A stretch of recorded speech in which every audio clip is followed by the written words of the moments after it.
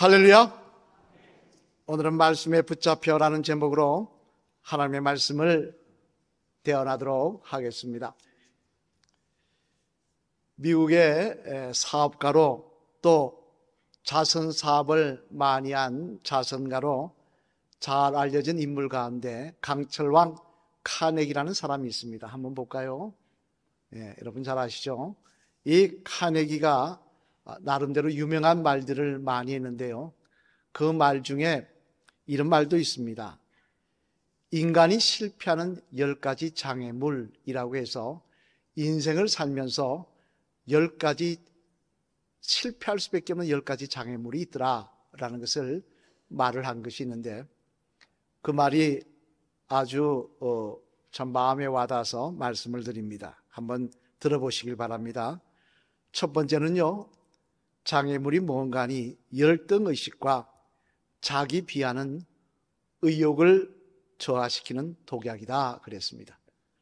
자신에 대한 열등의식과 자신을 비하하는, 자신을 낮추는 겸손이 아닌 자기 자신이 그런 겸손의 그게 아니고요, 자기를 아주 별 볼 없이 낮춰버리는 그런 자기 비하는 결국 의욕을, 무엇을 하고자 하는 의욕을 저하시킨다는 거예요. 또 두 번째는 항상 지름길만을 선택하려는 사람은 반드시 낭패를 본다라는 이야기를 했습니다. 지름길로만 가려고 하는 사람, 노력하지 않고 그냥 편법을 써서라도 빨리 가려고 하는 사람은 반드시 낭패를 당한다는 것입니다. 그리고 세 번째는요, 타인과 환경에 책임을 전가하면 신용마저 잃는다 그랬습니다. 맨날 남의 탓 하다 보면요, 신용마저 잃어버린다는 거예요. 네 번째는 목표가 불분명하면 고생에 비해서 성과가 적다 그랬습니다. 목표가 분명하지 않으면 성과가 있을 수 없다는 거예요. 그죠? 그 다음에 다섯 번째는 무슨 이야기를 했냐면 독창력이 없이 남을 모방하면 잘해야 2등이다 그랬습니다. 많이 들어본 이야기죠. 그죠? 이게 카네기가 한 말입니다. 독창력 없이 남을 모방하면 잘해야 2등이다. 그 다음에 여섯 번째는요, 실패한 후에 교훈을 얻지 못한 사람은 또 실패한다 라는 이야기도 했고요. 일곱 번째는 시작도 빠르고 포기도 빠른 사람은 공연히 주변 사람들에게 피해만 준다는 것입니다. 뭘 팍딱 결정해서 했다가 또 금방 포기했다는 사람은 그 사람 때문에 주변 사람이 아주 피해를 많이 본다는 것입니다. 그 다음에 여덟 번째는요, 판단력이 없으면 괜한 시간만 허비한다. 아홉 번째는 치밀한 계획 없이 무모하게 뛰어드는 것은 맨손으로 불 속에 뛰어드는 것과 같다. 그런 이야기도 했고요. 열 번째는 이런 이야기를 했습니다. 과거에 연연하는 사람은 앞길이 점점 암울해진다. 과거는 지나간 과거인데 그걸 틀고 일어서야지 맨날 그 과거에 침몰돼 사는 사람은 미래가 없다는 것입니다. 여러분, 이 카네기의 10가지 장애물에 대해서 들어보시니까 동의가 되십니까? 네. 우리 부분의 많은 부분이 우리 마음밭에 동의가 되는 그런 이야기입니다만 오늘 본문에도 말씀해 보면 인간이 실패하는 10가지 장애물 중에 특별히 10번째 내용 뭐라 그랬습니까? 과거에 연연하는 사람은 앞길이 점점 암울해진다라는 말이 꼭 맞는 사람이 나오는데요. 그는 바로 고린도로 간 사도 바울이었습니다. 오늘 본문 말씀 전인 사도행전 18장 3절로 4절 말씀 앞을 보시며 우리 한 같이 읽어보시겠습니다. 시작. 생업이 같으므로 함께 살며 일을 하니 그 생업은 천막을 만드는 것이더라. 안식일마다 바울이 회당에서 강론하고 유대인과 헬라인을 권면하니라. 아멘. 여기에 보면요, 고린도에 이제 전도하러 왔던 바울이 어떻게 살았느냐가 기록되어 있는데 어떻게 살았다고 말씀하고 있습니까? 6일 동안은 뭐 했다고요? 천막 만들었다는 거예요. 그리고 안식일, 그들의 안식일은 토요일이었습니다. 토요일만 말씀을 전했다는 거예요. 하루만. 하지만 여러분, 이는 평상시 사도 바울의 모습이 아닙니다. 사도 바울은 어떤 사람이냐면요, 가는 곳곳마다 아침부터 저녁까지, 심지어 밤을 새워서까지 하나님의 말씀, 예수 그리스도의 복음을 전하던 사람이었습니다. 어떤 방해가 오고 어떤 어려움이 와도 심지어 돌을 맞으면서도 복음을 전했던 사람이었습니다. 그런데 고린도에서는 어떻게 했느냐? 그렇게 열정적으로 전하던 바울이 6일 동안 복음을 어떻게 했다는 겁니까? 안 전했다는 거예요. 하루만 전했다는 거예요. 어떻게 이렇게 된 겁니까? 어떻게 열정이 식어버린 겁니까? 그 이유는 바로 고린도에 오기 전 들렸던 아덴이라는 곳에서 실패했기 때문에 그렇습니다. 아덴이라는 곳에서요, 하나님의 말씀을 전하는데 어떻게 전했냐? 말씀으로 전한 게 아니라 지식으로 전했습니다. 그들을 설득시키고 이해시키려고 했습니다. 그러다 실패했던 거예요. 그러자 그는 아덴에서 실패하자 도망치듯이 빠져나오는데 그 실패의 트라우마가 그를 지배하기 시작한 겁니다. 그러다 보니 의기소침해서요, 열심히 복음을 전하기보다는 그냥 천막 만든 일에 열심히 하고 안식일날 마지 못해 안 하면 안 될 것 같으니까 그날만 잠깐 복음 전하고 말았다는 것입니다. 참 기가 막힌 사도 바울도 이런 모습이 있었나 싶을 정도의 그런 모습입니다만, 하지만 사도 바울의 훌륭한 점은 그 자리에 머물러 있는 것만이 아니라는 사실이었습니다. 그렇게 실패자의 자리에만 있었으면 사도 바울은 그렇게 끝났을 텐데, 오늘 본문 5절의 말씀을 보면 이렇게 말씀하고 있더라는 거예요. 우리 한번 같이 읽어보실까요? 5절 말씀 읽겠습니다. 시작. 실라와 디모데가 마게도냐로부터 내려오매 바울이 하나님의 말씀에 붙잡혀 유대인들에게 예수는 그리스도라 밝히 정언하니. 아멘. 바울이 어떻게 했느냐? 그렇게 실패의 자리에 머물러서 의기소침해 있던 바울이 다시 어떤 일을 했느냐? 하나님의 말씀에 붙잡혔다는 거예요. 다시 하나님의 말씀을 붙잡았다는 것입니다. 다시 예수 그리스도의 복음을 붙잡았다는 것입니다. 그리고는 새롭게 일어나서 복음을 전하는 모습을 보여주었는데, 놀라운 것은 그런 바울에게 하나님께서는 큰 은혜로 화답하시더라는 것입니다만, 그러면 여러분, 다시 말씀을 붙들고 복음 위에 굳게 선 바울에게 하나님께서는 어떤 놀라운 은혜를 베풀어 주셨던 것일까요? 바라기로 오늘은 이 말씀을 살펴봄을 통하여 다시 하나님의 말씀을 붙들기를 원하는 저와 여러분에게도 그런 놀라운 하나님의 은혜와 역사가 충만한 임하는 그런 귀한 삶이 되시기를 주님의 이름으로 간절히 축원을 드립니다.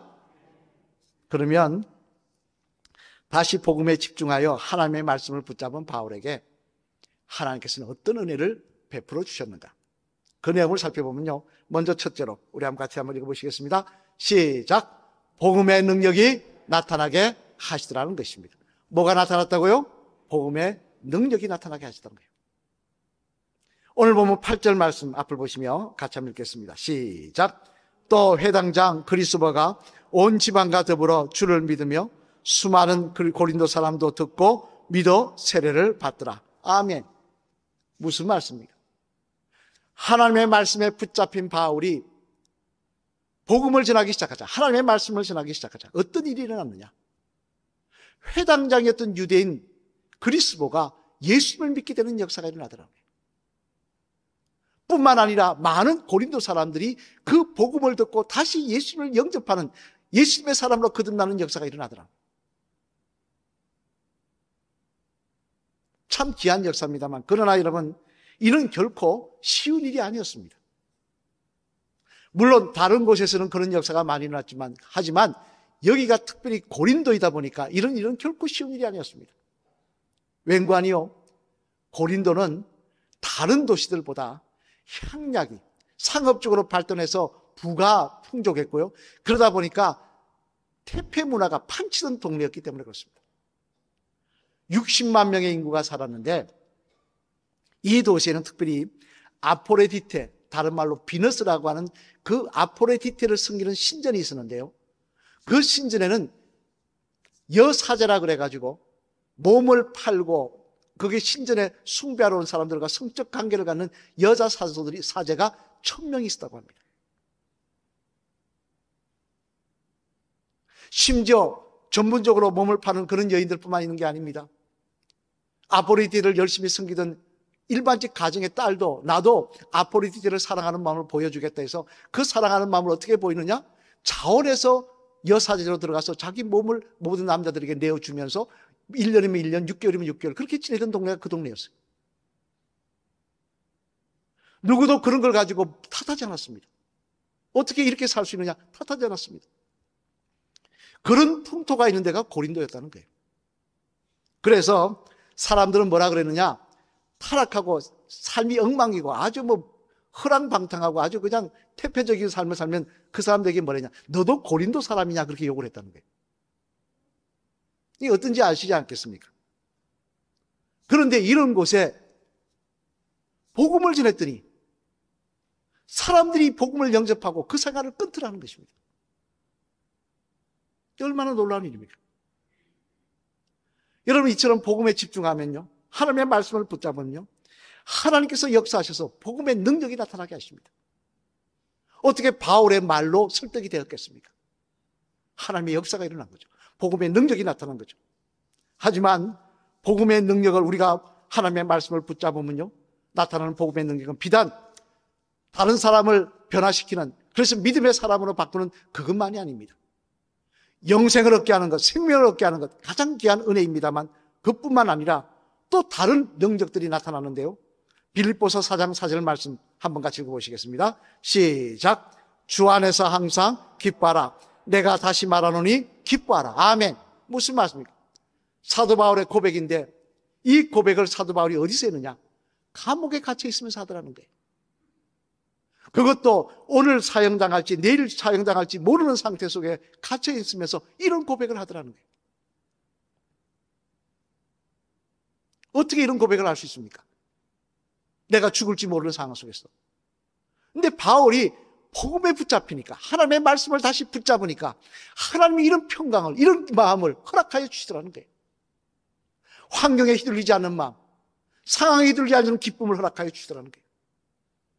이뿐만 아닙니다. 또 사도행전 3장 말씀에 보면요, 베드로와 요한이 하나님의 성소에 올라가면서 성전에 올라가는 내용이 기록되어 있습니다만 그곳에서 어떤 일이 일어났다고 기록하고 있느냐? 우리 한번 읽어볼까요? 사도행전 3장 6절로 8절 말씀을 한번 같이 읽겠습니다. 시작. 베드로가 이르되 은과 금은 내게 없거니와 내게 있는 이것을 내가 주노니 나사렛 예수 그리스도의 이름으로 일어나 걸으라 하고 오른손을 잡아 일으키니 발과 발목에 곧 힘을 얻고 일어서서 걸으며 그들과 함께 성전으로 들어가면서 걷기도 하고 뛰기도 하며 하나님을 찬송하니. 아멘. 무슨 말씀입니까? 성전 미문에 앉아있던 안전뱅이가 베드로의 말을 듣고 일어나더라는 거예요. 치유받는 역사가 일어나더라는 거예요. 여러분이 아시는 대로 베드로와 요한은요, 예수님을 부인하고 도망갔던 사람들입니다. 예수님의 제자라고 말하기도 부끄러운 사람들이에요. 하나님께서 붙잡아 주시고 다시 회복시키기도 부끄러운 사람들. 왜? 베드로는 예수님을 저주까지 했지 않습니까? 그런데 다시 복음을 붙잡고 말씀을 붙잡았더니 그들을 통해서 하나님의 능력이 나타나더라고요. 병자가 치유받는 역사가 일어나더라고요. 이뿐만 아닙니다. 마지막으로 한 가지만 더 살펴보면요, 사도행전 16장 말씀에 보면요, 바울과 실라가 빌립보 지역을 도착한 다음에 있었던 일이 기록되어 있습니다만 그곳에서도 어떤 일이 일어났다고 성경 기록하고 있는가 한번 볼까요? 사도행전 16장 18절 말씀 한번 같이 읽어보시겠습니다. 시작. 이같이 여러 날을 하는 자를지라 바울이 심히 괴로워하여 돌이켜 그 귀신에게 이르되 예수 그리스도의 이름으로 내가 내게 명하노니 그에게서 나오라 하니 귀신이 즉시 나오니라. 아멘. 어떤 일이 일어났다는 겁니까? 사도 바울의 말에 귀신이 쫓겨나가는 역사가 일어났다는 겁니다. 한낱 인생인 사도 바울을 통하여 그 기도, 그 말에, 그 기도에 악령이 떠나는 역사가 일어나더라는 것입니다.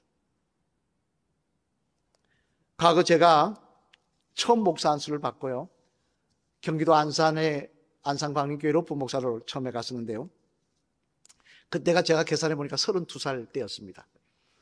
처음 부임하고 이제 이야기를 여러분들에게 많이 했기 때문에, 많은 분들에게 개인적으로 했기 때문에 아시는 분도 계시겠습니다만, 처음에 갔는데 하루는 간지 한 3개월 지나서인가요? 하루는 권사님이 저보고 신방 좀 가재요. 그래서 뭐 가자고 그러는데 목사가 안 간다 할 수 있습니까? 근데 그분이 어떤 상태인지도 말씀 안 하시고 신방 가서 예배 좀 드리자는 거예요. 그래서 알겠다고 따라 나섰죠. 근데 가는 동안도 그분이 귀신 들린 분이라는 이야기를 저한테 안 했습니다. 저는 몰랐습니다. 그런데 그 집 앞까지 번호동이라는 곳에 아파트 한 18평 되는 아파트인데요. 그 아파트 앞에 왔는데 들어가려고 그랬더니 권사님이 뛰어나오더니 조금만 기다리시라는 거예요. 지금 못 들어오신다고. 그게 왜 그러냐니까 옷을 벗었다는 거예요. 여자분이, 아주머니가. 그래서 저는 옷을 벗었으니 저는 못 들어가지 않습니까? 바깥에 가만히 서 있었어요. 그랬더니 조금 이따 들어오라고 그러면서 뭐라 그러시냐니까, 우리가 목사님 모시고 온다는 이야기도 안 했는데 이분이 뭐라 그러냐, 웬 젊은 목사 한 사람이 오는데 자기는 우리 집에 그 사람 초청한 적 없다는 거예요. 그러면서 반갑지 않다고 오지 않았으면 좋겠다 하는데 제가 집 앞까지 왔지 않습니까? 그러니까 못 오게 하기라고 옷을 홀라당 벗어버린 거예요. 그래서 옷을 다 입히고 이제 들어와서 예배를 드리려 해서 예배를 드리는데, 그때 뭐라 해요? 목사님 그때서 이야기합니다. 귀신이 들려가지고요, 상태가 그렇습니다. 그렇게 하니까 제가 들어가는데 마음이 편합니까? 안 편하겠습니까? 괜히 왔다는 생각이 드는 거예요. 처음부터 귀신 들렸다는 이야기를 하지. 아주 이제 새파란 초보 목사인데 무슨 내가 귀신 들린 사람하고 어떻게 하라고 나를 부르는 건가? 담임 목사님한테 이야기했죠. 왜 나를 불렀나? 후회하면서 들어갔습니다. 안 들어갈 수는 없고 들어가서 앉았습니다. 앉았더니 남자아이만 둘인데요. 큰아이는 한 3살 정도 됐고 둘째는 이제 낳은 지 얼마 안 돼서 엎혀서 이제 조그마한 아이가 한 1살 되는 정도 애를 업고 이럴 수 있는데, 조그마한 그 실에 권사님 앉고, 지금도 기억이 생생합니다. 권사님 앉고 전사님 앉고 저 앉고 왔는데 그분이 서서 애를 안고는 이렇게 서서 저를 이렇게 쳐다봅니다. 그런데 눈을 이렇게 끔뻑하다 딱 뜨는데요, 전 처음 봤어요. 눈이 흰자위가 없어요. 까맣습니다, 온눈이. 그러면서 저를 쳐다보면서 뭐라 하냐면은, 목사가 눈에 빛이 나고 이럴 줄 알았더니 생글생글 웃으면서 그렇다고 시비를 겁니다. 그런데 앉아있는데 제가 그 눈을 보는 순간 시비는 하나도 눈에 귀에 안 들어오고요, 등에 식은 땀이 나면서 털이 곤두섭니다. 아, 내가 오늘 괜히 왔다. 정말 잘못 왔구나. 된통 걸렸구나. 예배 드렸습니다. 안 드릴 수 없으니까 예배를 드렸는데 마음속엔 두렵죠. 예배 다 드리고 앉으라 그랬습니다. 앉으라고. 그리고는 두 분이 자꾸 앉혔는데 제가 손을 얹고 기도하면서 예수 그리스도 이름으로 명하노니 사탄아 물러갈지어다 했더니 팍 쓰러지는 거예요. 그러니까 두렵던 마음이 싹 사라지고, 별거 아니네. 예수님 이름으로 구하니까 별거 아니네. 다시 일어나서 붙잡으라고 기도했습니다. 예수 그리스도 이름으로 명하노니 사탄 마귀에 물러갈지어다. 연약한 인생 괴롭히지 말고 떠나갈지어다. 팍팍 쓰러집니다. 기도 끝났더니 나중에 예배다 드렸더니 이분이 일어나서 뭐라냐면 생글생글 웃으면서 오셔서 너무 감사하다고 과일을 깎아내는 거예요. 그리고는 결국은 귀신이 몇 번 더 예배를 드리고 나서 떠나고 나서요, 새벽기도 잘 나오시는 모습을 보고 제가 서울로 올라왔습니다만, 그때 저는 분명히 알았습니다. 제가 무슨 능력이 있습니까? 예수 그리스도의 복음을 붙잡으면, 하나님의 말씀을 붙잡으면 그곳에 능력이 있구나. 악한 영이 대적하지 못하는구나. 떠나가는 역사가 일어나는구나. 저는 그때 분명히 깨달았습니다. 저뿐만이겠습니까? 여러분도 하나님의 말씀을 붙잡으면 그런 역사가 일어나게 될 줄로 믿습니다. 그래서 고린도전서 15장 57절 말씀을 보면요, 사도 바울은 그런 역사를 경험하고 이렇게 고백하고 있는 것입니다. 한번 같이 읽어보실까요? 시작. 우리 주 예수 그리스도로 말미암아 우리에게 승리를 주시는 하나님께 감사하노니. 아멘. 나는 승리할 수 없어요. 나는 이길 수 없어요. 그러나 예수 그리스도를 붙잡고, 하나님의 말씀인 예수 그리스도를 붙잡고 그 말씀을 붙잡으면 하나님이 우리에게 승리를 주신다는 거예요. 복음의 능력이 우리를 통하여, 연약한 인생인 우리를 통하여 나타나게 하신다는 것입니다. 바라기는 저와 여러분도 다시 하나님의 말씀 붙잡는 역사가 일어나시기를 소망합니다. 십자가 복음을 붙잡는 역사가 일어나셔서 그 십자가의 능력이 악한 영들이 떠나가는 역사가 우리의 삶 속에 일어나기를 소망합니다. 바라기는 나태했던 자리, 게을렀던 자리, 핑계댔던 자리에서 일어나셔서 다시 말씀 붙잡고 복음의 능력을 회복하시는 능력 있는 주의 성도들 되시기를 주님의 이름으로 간절히 축원을 드립니다. 두 번째로 또 하나 복음을 붙잡은 바울에게 하나님께서 어떤 은혜를 베풀어 주셨느냐, 같이 읽어보시겠습니다. 시작. 주님의 위로가 있게 하시더라는 것입니다. 뭐가 있게 하셨다고요? 주님의 위로가 있게 하시더라고요.